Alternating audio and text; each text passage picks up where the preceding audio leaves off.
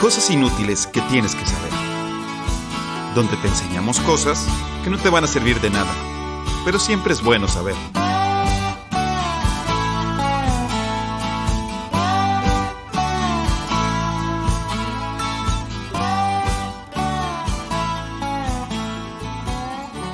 Hola, ¿qué tal? Bienvenidos a un miércoles más de cosas inútiles que tienes que saber. Me acompaña nuestro amigo Mario Alberto. ¿Qué tal? ¿Cómo están? Buenas tardes, buenos días a todos y todas. Bienvenidos a un capítulo más. Me da mucho gusto saludarlos. Mauricio. ¿Qué tal, Alberto? ¿Qué tal, Luis Fernando? Qué gusto estar con ustedes otro miércoles más de cosas inútiles que tienes que saber. Así es, cosas inútiles que tienes que saber. Antes de empezar con el capítulo del día de hoy, Mario Alberto, dijiste que tienes algo que anunciar. Así es, hemos estado promocionando el podcast con una rifa. Vamos a comenzar con un celular. Es en 15 días, así que pues estén conectados a nuestro podcast para que sepan quién es el ganador o ganadora. Recuerden que es con la Lotería Nacional. Así que si quieren más boletos, no duden en...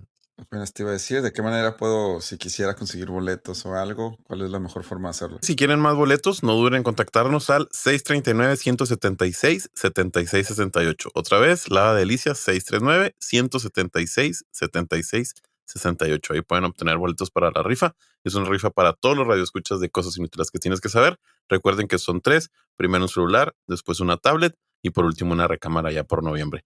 Así que sigan escuchándonos para saber quién es el ganador o ganadora. Perfecto, y cuando dices 15 días, estamos hablando del día 15 de septiembre. Sí, el 15 de septiembre se anuncia el ganador, Perfecto. pero es con la lotería del domingo anterior al O capítulo. sea, ok, perfecto, del domingo 10 de septiembre. Así es. Entonces, ahí estén al tanto y si quieren participar, no olviden mandar un mensaje al número telefónico que dijo Mabe. Y si nos dicen cuál fue su favorito, pues gracias. Mejor. Ok, hoy nos toca a Mauricio y a mí hablar de nuestra historia. Mario Alberto, empiezas con tu primer random fact. Claro que sí. ¿Alguna vez se han preguntado por qué tenemos césped afuera de las casas? Césped afuera de las casas. Fíjate que nunca me he preguntado, o sea, no sé por qué nunca me lo he preguntado. La respuesta es no, nunca me lo he preguntado tampoco. Muy bien. Ahí les va. Pues resulta que nuestros compañeros ingleses querían demostrar su estatus económico con, digamos que desperdiciando tierra para que nomás se viera bonita. Ay, qué padre, a mí me gustan Era mucho un esas. estatus, sí, era un estatus decir, tengo tanto dinero que puedo darme el lujo de tener esa tierra enfrente de mi palacio para absolutamente nada más que se vea bonito. Que se vea bonito. Que se vea bonito. Y cuando decidieron expandir su territorio y llevar la colonización a todo el planeta, Pues sí, sí. también se llevaron esas ideas. Por ejemplo, el Taj Mahal tenía unos árboles y como unos jardines colgantes y cosas así. Y dijeron, no, señor. Si vamos a llegar con el inglés, también vamos a llegar con nuestro césped. Quitaron todo y por eso enfrente del Taj Mahal hay césped.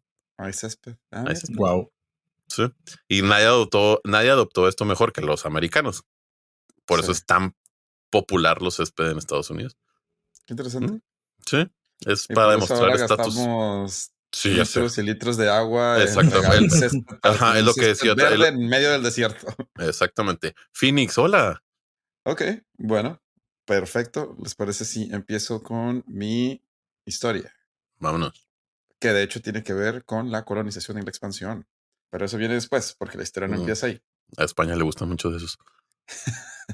Hoy les voy a platicar la historia de eso que nos ayuda a levantarnos en la mañana, con aquello que no podemos empezar nuestro día y lo que muchos necesitamos para aguantar a nuestro compañero incómodo de trabajo que se sienta al lado de nosotros. Café. Café. Así es. Hoy les voy a platicar de la historia del café y cómo es que llegó a convertirse en la bebida. Es que esta es la bebida que no es agua más popular del mundo y la droga más consumida del mundo. La bebida que Ok. no es agua más popular del mundo. Órale. Pues sí. Ajá. Pero más que la cerveza. Más que la cerveza. Ahorita vamos a hablar de eso. Oh. Ok, nuestra historia empieza en Etiopía, en la región de Kaffa. No tiene nada que ver con el nombre del café, pero así se llama la región, Kaffa, donde se sabe que la planta de café ha existido por miles de años. Es endémica de esta zona. Aunque no sabemos exactamente cuándo o quiénes fueron los primeros humanos en probar café, sí sabemos la historia de cómo se empezó a usar el café, o sea, ya ahora sí como un método para cambiar el comportamiento. Esto en el siglo IX después de nuestra era, no, durante nuestra era, ¿no? Nada después de Cristo. La historia del café moderno empieza con un pastor de esta zona llamado Caldi. Así es, a algunos les sonará el nombre porque había una cafetería que se llamaba así, Delicias. Según la Ah, historia, claro. el pastor un día perdió a sus cabras y pues estaba buscando y al encontrarlas vio que estaban como en un trance de que bailando y divirtiéndose y jugando entre ellas y se dio cuenta que las cabras estaban comiendo unas, pues como lo que parecían ser como, pues Unos como un granitos. pequeño fruto, como unos granitos. Así que nuestro amigo Caldi hizo lo que cualquier humano de la edad antigua hubiera hecho. Pues se comió el fruto de las cabras, porque pues si la estaban comiendo las cabras, él también. Al poco tiempo, Caldi también estaba bailando y festejando con sus animalitos. Se cree que esta es la primera vez que se documentó el efecto del café en humanos, porque existe, esto está documentado. Aunque se cree que el café ya se consumía durante miles de años atrás en regiones de África, esta es cuando ya por fin, esta es la historia como que le da inicio a la historia del café en el mundo moderno. Y estamos hablando del siglo IX. O sea, antes del siglo IX el café no existía como tal. Ok. No fue sino Siglo hasta nueve. siglo IX, Ah, no así sabía que es. era tan viejo, fíjate. Aquí es cuando se empieza a utilizar en África, en esta región de Etiopía, pero no fue sino hasta principios del siglo XV, cuando esclavos etíopes llegaron a Yemen. A ver, yo quiero a ver si alguno de ustedes dos me puede decir dónde está Yemen. Sí, claro. Está en la botita. Ay, sí, qué padre. Sí. ¿Qué pasó, Sí, Wisin? es la suela de la bota. Sí. Específicamente en la ciudad de Moca. Sí, aquí ya es cuando algunos de los Ah, nombres que ya digo les va a tiene. sonar así.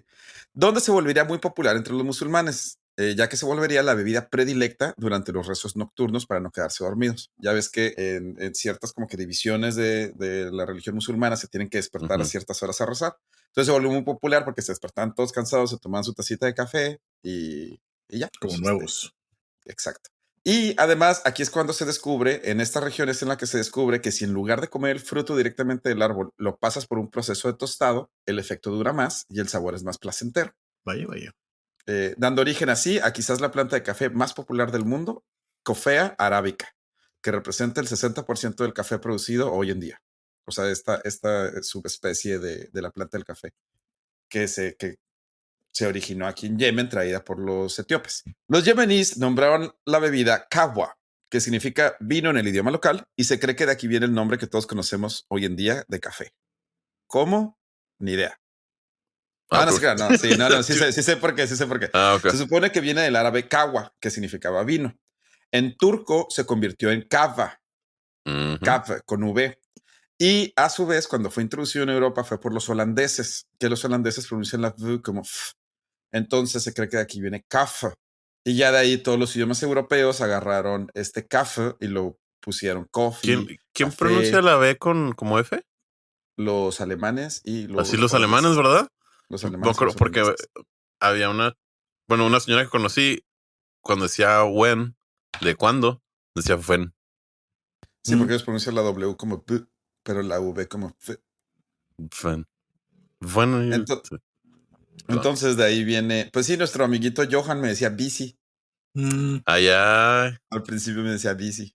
Pero bici. bueno, entonces viene de el árabe kawa, que se convirtió en kava, que después se convirtió en kafa y ya de ahí café. ¿Por qué? Pues porque sí. Hay una teoría falsa, sin suficiente respaldo académico, que dice que viene de esta región Cafa, la que les dije al principio, pero esa no existen pruebas, pero tampoco dudas de que no viene de ahí. O que viene, hay una que es todavía como que más poética porque se supone que viene de la palabra del árabe antiguo, Cuba, que significa poder, que porque la bebida te da poder. Pero no, en realidad es casi seguro que viene de Caupa, que significaba vino en el idioma local de Yemen. Yemen. Esto fue a principios del siglo XV. A finales de ese mismo siglo, el café ya era la bebida más popular en todo el mundo árabe, desde Yemen pasando por lo que es hoy en día Arabia Saudita, Egipto y el Imperio Otomano, que justo había conquistado, tenía poquito de haber conquistado Constantinopla, porque pues ya saben que dado unos pedillos ahí en la religión musulmana, pues los árabes pues no tienen tabernas porque no pueden tomar alcohol. Ujú. Entonces, el equivalente de las tabernas se convirtieron los cafés y nacieron los cafés en las calles, todas las calles digo, todas las ciudades y pueblos en todo este mundo musulmán tendrían estos cafés en los que los hombres se juntarían a tomar café, platicar de política, platicar de religión, de negocios y todo eso. De hecho, se cree que, dada la prohibición del alcohol en la cultura musulmana, esto fue lo que impulsó a que el café se volviera tan popular, que en tan solo Mm. un siglo se convirtió en la bebida más popular del mundo musulmán. O sea, si hubieran tenido alcohol, a lo mejor no hubiera sido tan rápida como en realidad fue. Oye, ¿y Como les sabemos por digo, qué? ¿Tú sabes por qué está prohibido el alcohol en los musulmanes? no, la verdad, no sé. No, ni yo. No, ¿Tú, Mau? no. No, tampoco sé la verdad. Sería bueno No. investigarlo o si alguien que nos pueda decir ahí Ujú. el por qué. Digo, No Google lo tengo ni puede idea. decir, pero no lo vamos a hacer ahorita.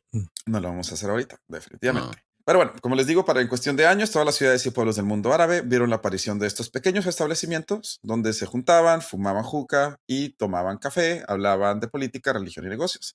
¿Y sabes a quién no le gustan muchos de esos? A los sultanes. Entonces, Ay, ay. intentaron prohibirlo, ¿Por qué? durante un tiempo intentaron prohibirlo, pues porque si hablas de política, ¿qué es lo que pasa si hablas de política? Pues entonces la gente va a estar más informada y de hecho ahorita más adelante vamos a ver cómo el café influenció muchos de los movimientos revolucionarios que conocemos.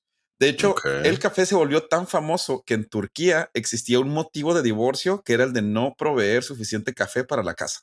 O sea, una mujer podía divorciar a su esposo si no le daba suficiente café. A mí me suena Ok. bastante lógico. Y pues bueno, como les digo, lo trataron de prohibir entre los siglos XVI y XVII. Se prohibió en la Meca, Constantinopla y casi todo el Imperio Otomano. Pero a los pocos años tuvieron que quitarlo porque ya la gente ya estaba muy adicta al consumo del café. ¿Ustedes todos los días toman café? Todos los días. Tres Todos los tazas. días. Yo Yo también, también todos todos los los días. días. 3 tazas. Tres 2 en tazas. la No, mañana. yo ya la bajé. Hay días que sí me tomo nada más una, pero Yo me tomaba cuatro, pero ya la cuarta sí ya me afectaba un poquito. A mí lo que me pasa ya la tercera, cuarta, sí siento el estómago así como que ya infladito, así a mí me da No, yo la temblorina. cuarta, yo con la temblorina. cuarta, como dice Ujú, Mauricio, empiezo a temblar ujú. ya Ay, con la no. cuarta. Y me siento como que con la cabeza muy ligera. No, bueno, Es, es que tú no fumas, pero a mí la tercera taza me pasaba como cuando fumaba sin desayunar. No sé si te ha pasado, Mau, tú sí fumas. Sí, como que Ujú. mareadito, así como que rarón. ajá, Ya, pues eso ya, es lo ya, que me ya. pasa con la cuarta. O sea, que así Así es como que, como que, entonces bueno, ya no fumo, pero eso me pasaba. Bueno, pues para el siglo XVI y XVII el café ya era bastante consumido en el mundo árabe y ahora sí, vamos a pasar a lo que nos importa, el oeste, es decir, Europa. La gente era fan de otro tipo de bebida que también es una de las favoritas después de las 5 de la tarde en este grupo de hermanos, la cerveza. Esto pues porque como ya nos dijo Mario Alberto, la cerveza era una bebida muy popular porque era una forma de hidratarse sin tener que arriesgarte pues a tomar el agua del pozo. Lo podrán escuchar en el capítulo de la cerveza, se llama de hecho, donde les podemos explicar más detalle porque la cerveza era la bebida más popular en Europa durante la Edad Media.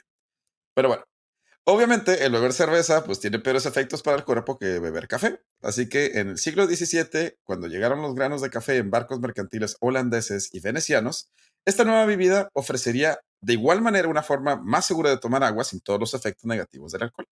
A lo cual Ah, porque hervíase la. ajá, entonces se Nice. volvió muy famoso porque pues ahora ya no te ponías borracho mientras, o sea, la gente siempre tenía como que esa necesidad de juntarse en un lugar para convivir y ahora pues podías juntarte a convivir sin tener que ponerte muy borracho y tu hígado iba a estar más feliz. Así que los cafés se empezarían a volver populares en todo el continente. Al igual que en Arabia, estos cafés ofrecerían un lugar seguro para discutir política y religión, sin el miedo de que el güey enfrente de ti se hubiera pasado de copas y se haya tomado algo personal y usara esa hacha que está a su lado, pues para cortarte la cabeza, que era algo que Muy pasaba común en el, muy común en Se las le en la Edad tabernas. Media. Ajá. Oh, ok. Ya. Tiene Y sentido. por lo mismo, varios países tratarían de prohibir la venta del café, porque pues a nadie, o sea, antes con la cerveza, pues es como, pues van a poner pedos y ya no se van a acordar de lo que platican, pero con el café, ahora sí, el café atraía a muchos intelectuales. De hecho, en algunas universidades de Inglaterra podías pagar por un café para escuchar las clases de los profesores. Entonces, por eso el café tiene como que esta Mm, idea así de que de bohemio e intelectual, porque en realidad así era. O sea, la gente que quería ir a discutir de cosas como política, religión, negocios, iba a cafés y no a tabernas durante esta época en la Europa medieval. En Prusia, el emperador quería obligar a su pueblo a dejar de tomar café y volver a tomar la bebida del emperador, cerveza. Y de hecho, existía una policía secreta que era conocida como la policía anticafé, o como les conocían coloquialmente, los oledores de café. Literal, Oledores. entrenaban todo el día oliendo el café, oliendo café, diferentes tipos de café, y en la noche caminaban por las calles porque como era ilegal, los lugares donde se tostaba el café lo hacían en las noches y caminaban por Mm. las calles para oler y donde olían el café se iban, hacían una redada y así cerraban los cafés ilegales en Prusia. Qué otra. Em, O sea, no me imagino así como que entrando a la policía que ¿es eso moca? Estoy oliendo moca. ¿Acaso ¿Acaso eso eso es es un capuchino? ¿Cómo la ve? ¿Cómo la ve, coronel? ¿Cómo la ve, pareja? ¿Si es descafeinado o no es descafeinado? Los austriacos fueron los primeros en empezar a agregar azúcar y leche al café, y de hecho son ellos, y no los italianos, los que crearon el primer cappuccino, llamado en alemán Kapuziner, que no tiene nada que ver con los monjes capuchinos, más que el color les recordaba a las togas de los monjes, y por eso se llama el café capuchino. O sea, bueno, se llamaba cappucciner, que en italiano se llamaba cappuccino, y ahorita más tarde les voy a explicar por qué tenemos todos estos términos italianos cuando se trata de café. Los franceses no eran fans del sabor, pero sí de sus habilidades para, pues, ayudarte a que ir al baño sea más fácil. Este, Oye, y de hecho, los doctores lo recetaban cuando alguien estaba como que con muchos problemas de digestión. Le recetaban de que tómese un café en las mañanas para que pueda ir al baño más fácil. pues Y sí.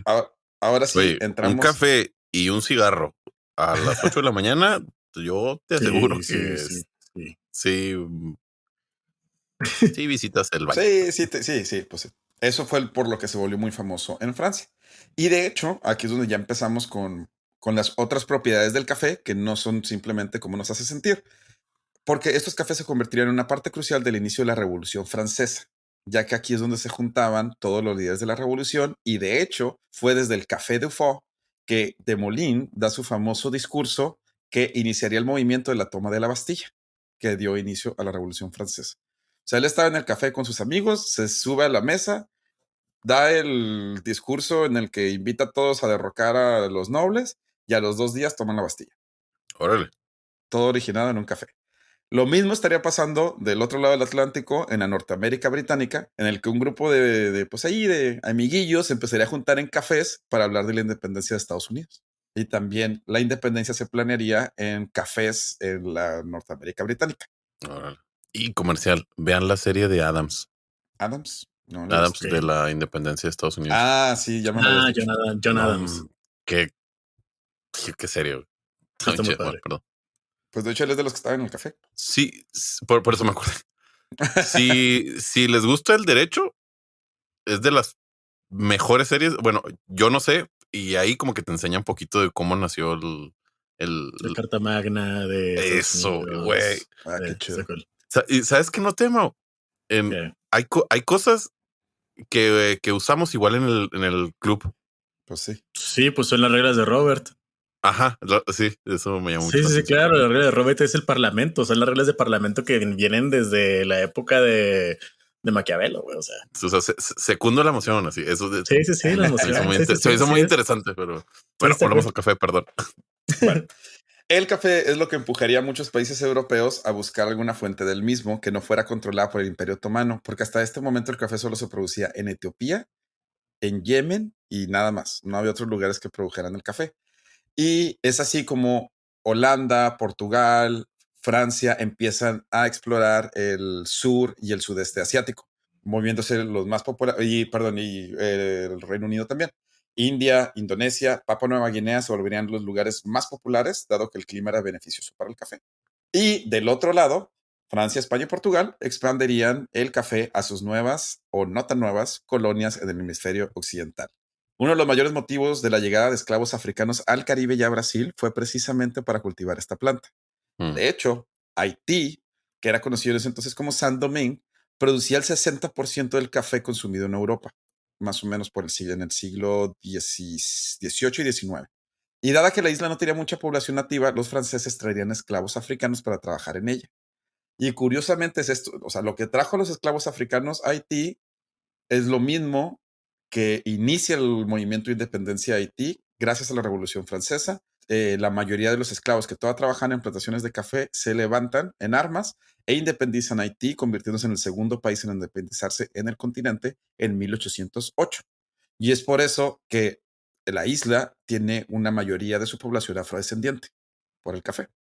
Ok. En Brasil, la producción de café y el uso de esclavos para la misma empujaría la abolición de la esclavitud a hacer o sea, Brasil fue el último país de todo el continente americano en abolir la esclavitud. Lo hizo en 1888. ¿Por Ok. qué? 1800, ¿qué? 1888. Caray. Como ¿Por 70 qué? años después que nosotros. Porque es que como la economía de Brasil dependía Ah, del se basa café, en el café. no podías tener, los latifundios eran literal latifundios de café. No Ya. podías, si no tenías los esclavos, no podías producir el café. Por eso hasta 1888. En ese entonces Brasil ya producía el 80% del café del mundo y los precios de producción serían tan bajos que para principios del siglo XX el café se volvería ahora accesible para la clase obrera en todo el mundo occidental. Y por clase obrera ya no, sobre todo en 1950, 1960 ya no estamos hablando de obreros, ya estamos hablando de gente que trabaja en oficinas. Muchos de los países, bueno, o sea, me salté un poquito de historia, ¿sí? Hay que seguir todavía en 1888 y Ah, por ok. esas fechas, ¿ok? Muchos de los países de Centroamérica, también recién independientes, después de haberse separado de España y México, empiezan a basar su economía externa en café, porque pues es de lo poco que ellos podían plantar. Así que todos los países, desde Guatemala hasta Panamá, entrarían al mercado de la plantación del café, siendo el más efectivo Costa Rica. Y es de hecho aquí en Costa Rica cuando a principios del siglo XX, un belga de nombre George Washington, así se llamaba, se los juro, no, no es ese George Washington, Ok. eh, él inventa el café instantáneo en Costa Rica, Un belga. que los primeros que lo compran son los estadounidenses, porque si es a principios del siglo XX, adivina para qué se empezó a usar el café instantáneo, pues para Es que ser mandado con sus soldados en la Primera Guerra Mundial que estaba pasando en Alemania. Era parte del kit que se les enviaba a los soldados durante la Primera y Segunda Guerra Mundial. uh, Ok. no sabía. Y bueno, la empresa francesa Nestlé compraría este producto de los estadounidenses y la volvería, pues, el café instantáneo que conocemos hoy en día. Más o menos, poquito antes de esto Oye, de paréntesis. George, dígame. ¿Tomaban mucho café en Brasil, Mau? Sí, pues de hecho, o sea, era tan, o sea, es tan fuerte como que la cultura del café en Brasil que al desayuno ellos le llaman café de mañana, el café de la mañana. Ah, O órale. sea, ya Eso no no, sabía. sí, o sea, es desayuno es café de mañana. Y siempre es un Vale. cafecito con un panecito. Órale. Es funny. Algo nuevo. Ah, qué interesante. O Sí, sea, sí, no sí. estás aprendiendo nada nuevo de todo lo que estoy diciendo del café. Ahora, No, Mauricio dice, lo de Mauricio fue muy interesante. ah, ok. Qué bueno que tuvo todo ese Lo- preludio de 24 sí, minutos ahí. vaya, para llegar a la cúspide del, del tema con Mauricio. Eso me cae. Ah, bueno, poquito antes de que George Washington inventara, no el que conocemos, inventara el café instantáneo, a finales del siglo XIX, los italianos intentarían de buscar una forma más rápida de hacer el café, ya que en ese entonces tomaba entre 5 o 7 minutos poder hacer una taza de café.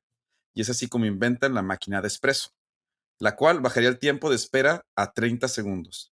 Y es Nada. básicamente comprimes el café lo más que puedes y forzas el agua caliente para que ésta absorba rápidamente las propiedades del café. Las máquinas fueron más inventadas como en 1880, 1890, pero no serían patentadas hasta el principio del siglo XX y se convirtió en la forma más popular de hacer café en el mundo. Sería un éxito hasta el punto que hoy en día la mayoría de las cafeterías o de los cafés a donde vayas van a tener una máquina de espresso y es por eso que casi todas las palabras que conocemos de la fabricación, bueno, de la preparación del café vienen del italiano. Porque pues venían las Oh, máquinas en italiano, con instrucciones en italiano, de cómo hacer el espresso, de cómo hacer el macchiato, de cómo venían con todas las palabras en italiano y por eso hoy en día usamos mucho el italiano para la preparación del café. Mm. órale. No, nuevo también, no sabía. Ujú. Al terminar la guerra, el café se volvería parte fundamental de la vida del trabajador de oficina en el mundo occidental, con estos nuevos coffee breaks que pues antes no existían, y la invención de las cafeteras de espresso caseras darían el último empujón a esta famosa bebida para que la podamos probar todas las mañanas. Y es así como esta bebida que empezaría al comer lo mismo que unas cabritas en África, se volvería en la bebida más revolucionaria del mundo, ocasionando esclavitud, levantamientos, independencias, revoluciones, dar fuerza a los soldados en ambas guerras mundiales y ayudarte a empezar tu día y aguantar a las personas que trabajan contigo. Nice. Ok. Me gusta. De hecho, hay varios escritos, o sea, hay uno de un, pues no sé, como que persona ilustre que él dice que el café es la bebida más revolucionaria que ha existido, pero no por las propiedades del café, sino porque pues de ahí empezó la revolución francesa, la independencia de Estados Unidos, ahí es donde siempre se juntan los intelectuales a platicar y cosas así. Por ¿verdad? el hecho de que, pues es que los junta. Sí, no, o sea, nada de que, vamos a juntarnos a tomar agua. Pues no. Sí, Sí. sí, sí, Y sí sí. no lo había pensado. O sea, no es lo mismo juntarte a tomar unas cervezas porque sí, eventualmente, pues el alcohol Sí, no sí. te deja pensar bien. Y sí, el café es al revés. Y el café, de hecho, pues Te te ayuda, concentra. Ujú. ajá, te concentra más en lo que está sucediendo. Pues sí, Nice. esta es la historia de ese café que se están tomando ahorita, escuchando el podcast. Ahorita que le den el trago, piensan que podrían estar bailando con cabritas. Buenos días a todos si están arrancando el Ah, día. muy bien, con esto doy por terminado el tema. ¿Les parece si vamos con una pausa? Regresamos con el tema de Mario Alberto no, el tema de Mauricio y el random fact de Mario Alberto. Yes.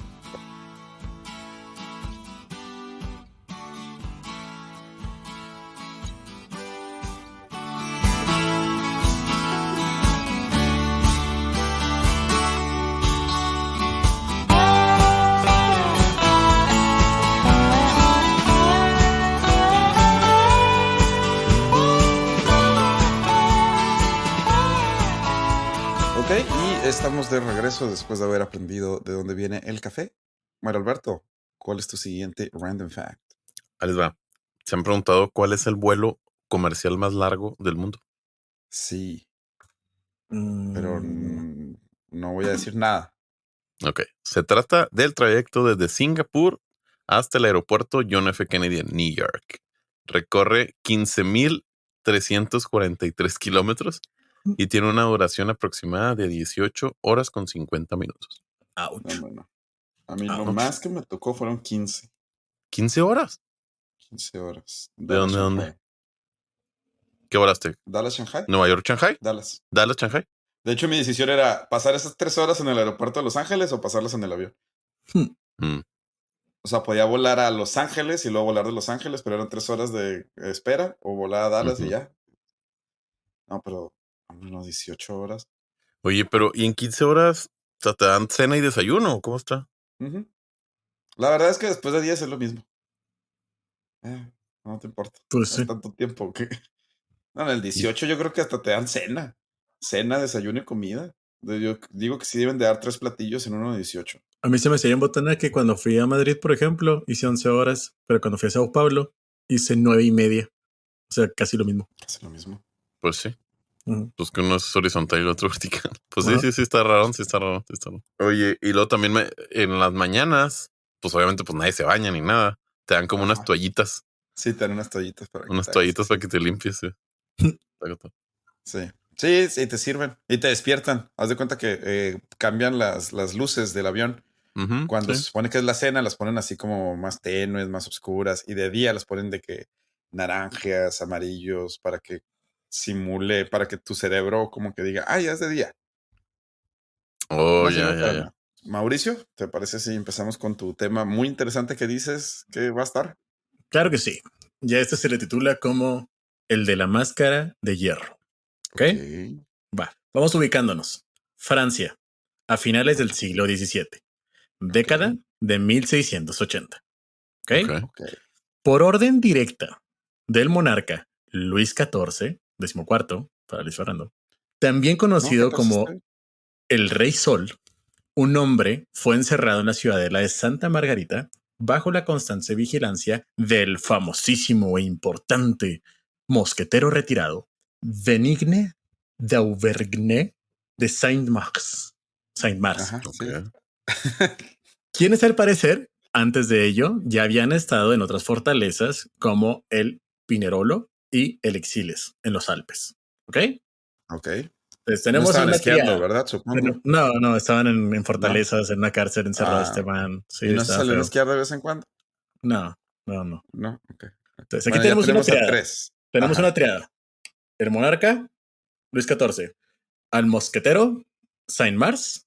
Y tenemos ajá. a nuestro incógnito hombre en una máscara de hierro. ¿Ok? Em, Bueno, a nuestro prisionero. Vamos a decirlo así Ok, primero. un prisionero, sí, un Ok, un prisionero. Ajá. prisionero. Ok. Al año siguiente, en 1681, Saint-Mars fue nombrado alcaide de la Bastilla en París y se llevó consigo su reo, a quien mantenía con la cara tapada. Nunca pronunciaba su nombre y solo lo atendía él mismo o su personal de confianza. Un oficial de la prisión parisina recordaba en sus memorias lo extraño que se le hizo ver cómo llegaba un nuevo superior acompañado de un preso, al que mantenía siempre enmascarado y cuyo nombre nunca se pronunciaba. Este oficial de la prisión escribió estos hechos sorprendido por el extraño comportamiento del superior, según consta en los registros de la Bastilla. Es así que sabemos que esta historia es real. Ok. Sabemos, por lo menos. No sabía que era real. Sí, sabemos que es real que Saint-Mars llega a la Bastilla con un nombre enmascarado. Eso es todo lo que sabemos. Es el hecho. ¿Ok? Órale. La historia de este misterioso recluso terminó una tarde de noviembre de 1703 en el cementerio de Saint-Paul de París con el entierro de un tan Martial, nombre que se le dio a este prisionero que poco antes había fallecido en la Bastilla tras 34 años de reclusión. 34. Tras su entierro, sus ropas y pertenencias fueron quemadas y se procedió a raspar y reparar las paredes con las que lo habían ocultado desde su llegada a la torre apenas 5 años antes. Estamos hablando de que este güey fallece. Por si este personaje puso su nombre en algún lado de la pared, vamos a rascar todo, vamos a repararlo. Aquí no pasó nada. Sus pertenencias, muebles, ropajes y todo a la leña para que no quede rastro de quién fue este personaje. Antes de cualquier especulación, vamos a hablar un poquito de quién fue el Rey Sol. ¿Ok? Ajá, ok. Rey Luis XIV es recordado como un rey que llevó a París a una época de esplendor y riqueza. Su reinado duró 72 años y 110 días. Es el más largo de la historia y es el principal exponente de la monarquía absoluta europea.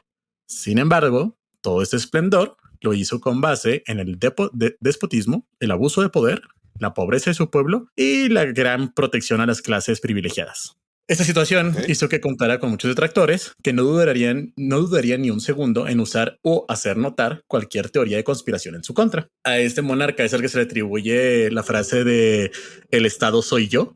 Así que de hecho lo que dicen es que, o sea, que no fue tanto él, que realmente eso lo inventaron sus detractores para hacerlo ver mal, que incluso cuando él fallece lo que dice realmente es me marcho, pero el Estado siempre permanecerá. Pero bueno, no estamos hablando de eso. Este fue Luis XIV, una persona que logró hacer un reinado de 72 años de alguna manera. O sea, era muy cuidadoso con todo lo que pasaba a su alrededor. O sea, cuando dices que lo logró, significa que pues no lo mataron, que no hubo levantamientos, no lo mataron, que no hubo envenenamiento, que no hubo un golpe de estado, todo ese tipo de cosas, ¿no? Es correcto. Siempre cuidaba todas las situaciones de manera de que yo soy el monarca y nadie lo dude.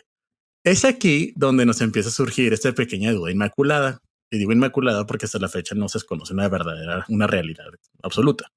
¿Quién era este hombre que el Rey Sol hizo prisionar durante 34 de sus 72 años de reinado y quien únicamente podía ser atendido por este famosísimo mosquetero y por la gente de su más grande confianza?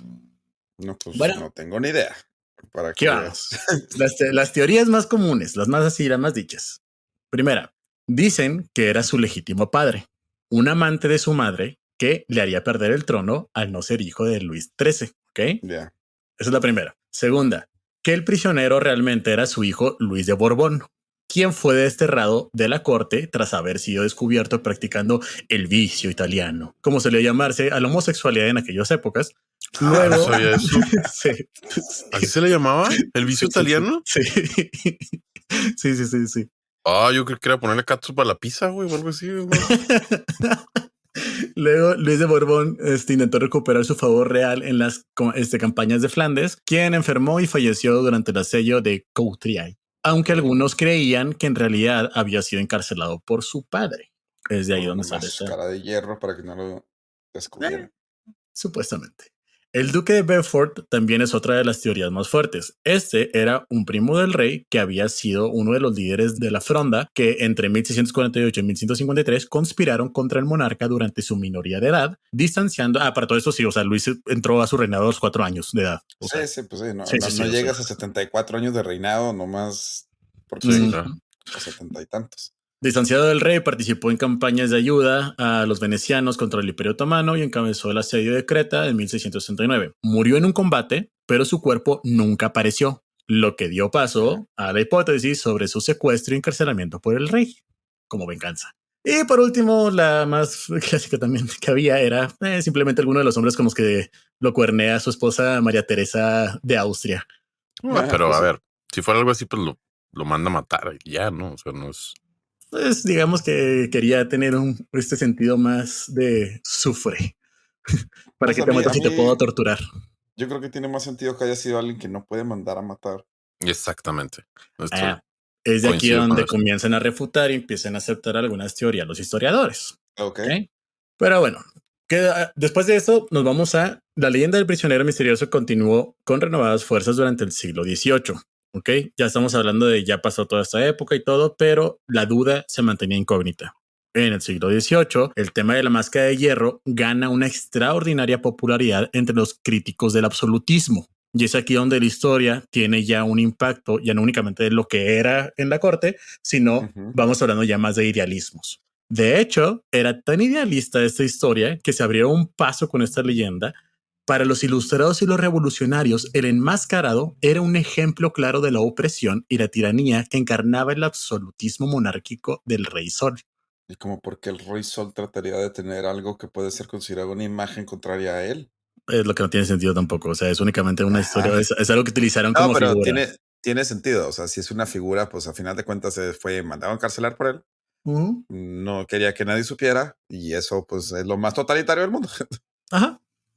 Curiosamente, la popularización real de esta historia viene a manos de Voltaire, quien fue encarcelado en la Bastilla en 1717 por un texto satírico contra el rey y que reconoció su historia a través de los testimonios de los presos más longevos que estaban ahí.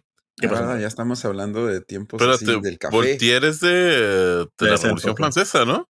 Sí. Ujú. Por eso, Oh. la Revolución Francesa fue contra Luis XVI. No, sí, o sea, perdón. Es que Sí, estamos hablando de No pongas estoy Francia reconociendo todavía. personajes, estoy reconociendo Está personajes. bien, está bien. Sí. Voltaire se juntaba, de hecho, en el café. También. Ay, No, de verdad, de ya no es verdad. tu tema, ya no es tu tema. ¡Ah! Benjamin Franklin. Aunque hasta entonces se solía decir que el rostro del encarcelado se ocultaba realmente con una capucha de tela, Voltaire afirmó que era con una horrenda máscara de hierro. De ahí que su nombre es con el que se le conoce, el hombre de máscara de hierro. Que contaba también, explicó que con unos resortes en la mandíbula para que pudiera comer con la máscara. O sea, tiene unos resortes que podía abrir la mandíbula para que no se le quitara ni siquiera cuando Para comía. que ni siquiera se la quitara para comer. El filósofo también explicó que el hombre había sido hecho prisionero con alrededor de 30 años, tenía 30 años cuando lo aprisionaron, que vestía elegantemente incluso en aquel lugar, que sabía tocar la guitarra y que su forma de actuar y hablar señalaba su pertenencia a la nobleza. Ok. Voltaire teorizó que si era un noble cuyo rostro no podía ser visto y que había sido encarcelado por el propio rey, la explicación más lógica era pensar que se trataba de su hermano gemelo, Luis XIV. Es que dicen que Luis XIV tuvo un hermano gemelo que era mayor que él, por lo cual en teoría le concedería el trono a él. Al otro. Ajá. Esta leyenda se populariza básicamente en 1984. La nace de Voltaire, pero el escritor aleja 1800. Ah, sí, no, sí, de hecho sí. O sea, Voltaire es el que hace la historia en esta época, pero en 1847, perdón, 1847. Sí, 1847, el escritor Alejandro Dumas forja la iconografía romántica del mito que ha perdurado hasta nuestros días con la película de Leonardo DiCaprio, básicamente, así como la versión más popular sobre la identidad del preso, que sería el hermano gemelo de Luis XIV. ¿Ok? El libro de Alejandro Dumas era El Vizconde de Bragelonne. O sea, si hay un libro de Dumas del claro. hombre de la máscara de hierro. Sí, es el Vizconde de Bragelonne. Ya la película lo que hace es adoptar también a los tres mosqueteros, a Athos, Porthos, Aramis y incluso mete a D'Artagnan, creo. D'Artagnan, sí. Y ponen que Luis XIV, el hermano gemelo mayor, es el que está encarcelado. Athos, Porthos y Aramis, sí. Bueno, esta es la historia de Alejandro Dumas y de Voltaire. Pero ha habido muchas otras propuestas de identificación del hombre de la máscara de hierro, como por ejemplo el Caballero de Rohan. No me refiero al del Señor de los Anillos. No me refiero al del Señor de los Anillos, quien era la cabecilla de una conspiración contra el rey. aunque las fechas de encarcelamiento o muerte no se ajustan con las del enmascarado, ya en un plano de invención novelesca se sitúa la identificación del enmascarado con Nabo, un famoso paje pigmeo que habría dejado embarazada a la reina María Teresa. O sea, con el que le ponía el cuerno, pero como era un noble, no lo podía matar, entonces lo encarceló. Los historiadores más rigurosos, por su parte, han barajado con otros candidatos. Uno de ellos, Nicolas Fouquet, el poderoso superintendente de finanzas que cayó en desgracia en 1661 y que después de ser condenado por traición y corrupción, fue encarcelado en la fortaleza de Pinerolo, la misma en la que Saint-Mars comenzó a custodiar al misterioso preso enmascarado. Pese a que Fouquet falleció en 1680, algunos autores han supuesto que las autoridades fingieron su muerte para prolongar su reclusión. Okay. Aquí lo simpático de Fouquet es que las teorías empiezan a entrelazar bien fuerte, ¿ok? Porque otras teorías hablan de otra persona. El candidato de los últimos investigadores que se están inclinando es esta persona casi relevante que se llama Stausch Dauger, ¿ok? Vamos a llamarle Stausch Dauger, ¿ok? Stausch era un criado o valet de chambre en la corte del rey Sol. Se cree que Dauger tuvo acceso a documentos secretos relativos a ciertas negociaciones diplomáticas entre Francia e Inglaterra en 1669, y cuando empezó a hablar de más, Luis XIV ordenó enviarlo a la fortaleza de Pinerolo, donde se encontró con Saint-Mars, su custodio, y unos años más tarde entraría al servicio del preso más ilustre de todo Pinerolo. Ahora sí ya, Nicolas Fouquet, todopoderoso superintendente de finanzas de Luis XIV y que debió ser encarcelado por conocer alguna información comprometedorcilla y por haber ayudado al jefe a enriquecerse a costa del pueblo francés. Se supone que Fouquet, Eustace, realmente no fue Nicolas Fouquet, sino que fue un sirviente en la cárcel de Fouquet y que este era como su sirviente, vaya, ¿ok? A la muerte de Fouquet, el gobierno ordenó que se hiciera creer que Eustace había sido liberado, pero en realidad se mantuvo preso. Sería entonces para evitar que nadie lo identificara, por lo que se le colocó la célebre máscara de terciopelo o de hierro, ya no sabemos, permanente, que solo durante los traslados, de hecho, no era permanente.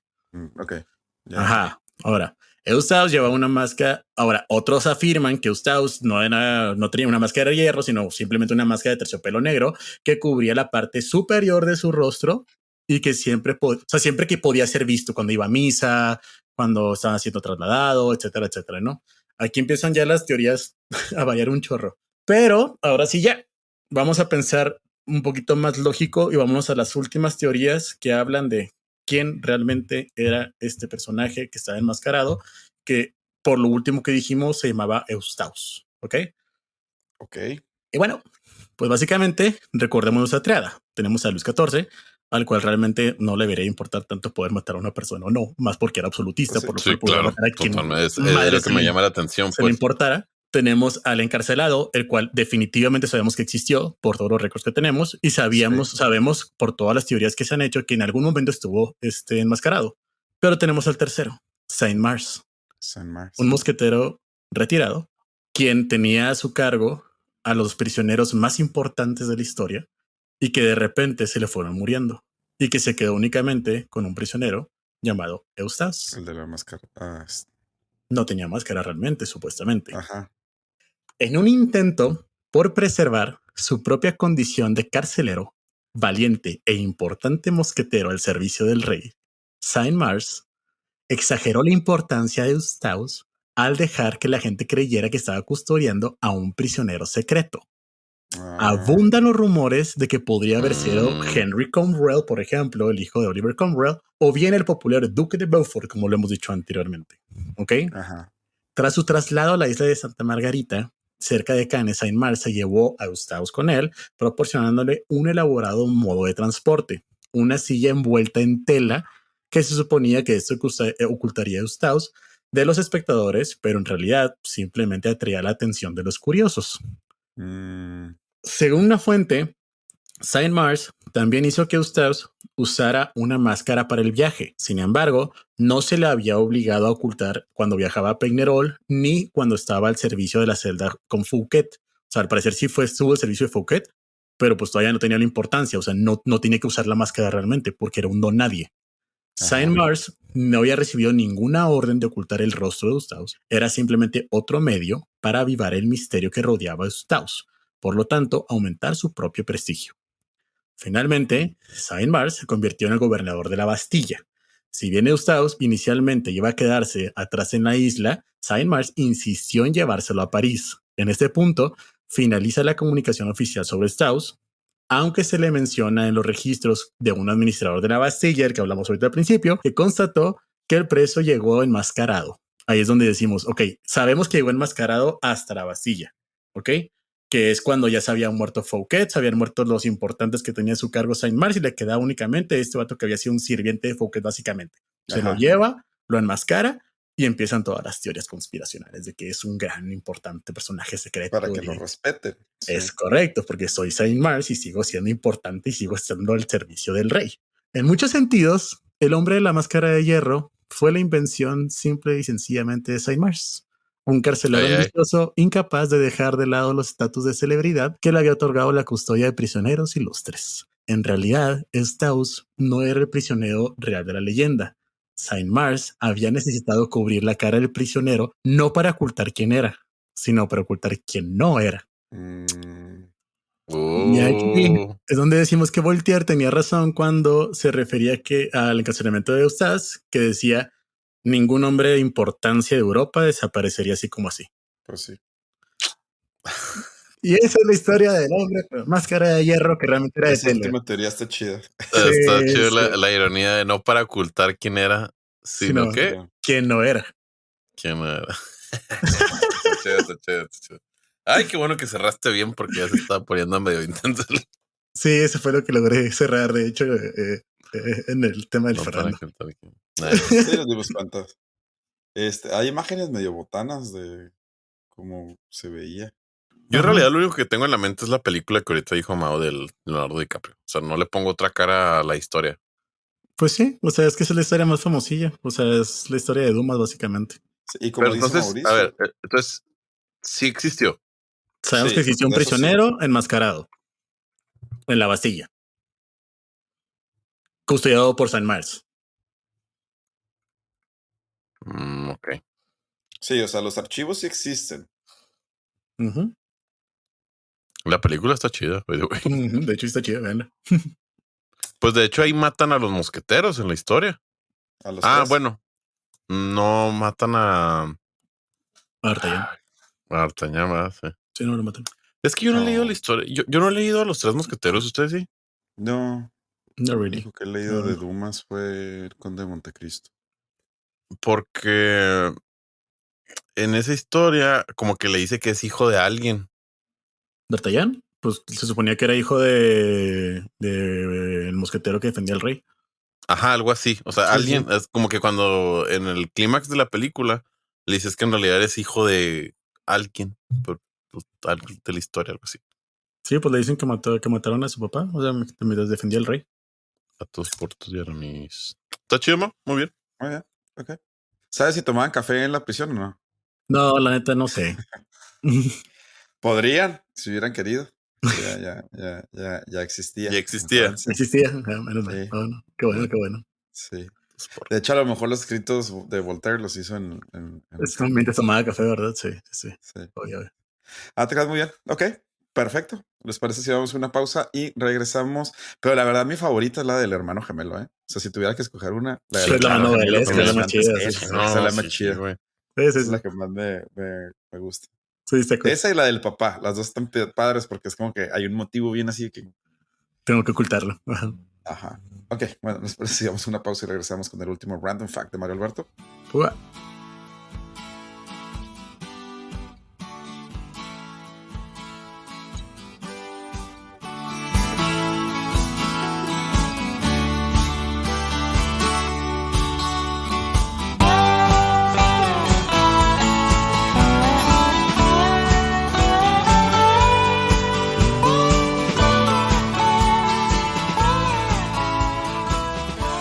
Y bueno, después de haber tratado de descubrir la identidad del hombre de la máscara de hierro, Mario Alberto, ¿nos quieres dar tu último Random Fact? Claro que sí. Ahí les va. Ya platicamos cuál es el vuelo comercial más largo, pero ahora, Wisi, ¿cuál es el vuelo comercial más corto? El más corto no tengo ni idea. Chihuahua No, Juárez. Pues yo eso es muy corto, ¿eh? he tomado vuelos de 40 minutos. Yo una vez volé Chihuahua, Juárez, Chihuahua. Una Muy Navidad corto. para llegar. Sí, me acuerdo. Bueno, no, el más corto dura 90 segundos. 90 segundos. Sí, es el vuelo entre las islas Westray y Papa Westray. No sé cómo se pronuncia Papa Westray. No toma más de 2 minutos, lo que lo convierte en el vuelo comercial más corto del mundo. Son 2 islas de Escocia. Si bien hay un ferry entre las 2 islas, también se ofrece, el servicio aéreo Wow. y está considerado como, son 2.7 kilómetros. No Wow. manches. Sí, Wow, sí, wow, no. wow. ¿Cómo? Quiero pensar que es porque cuando se congela el mar o algo así es muy peligroso el ferry, pero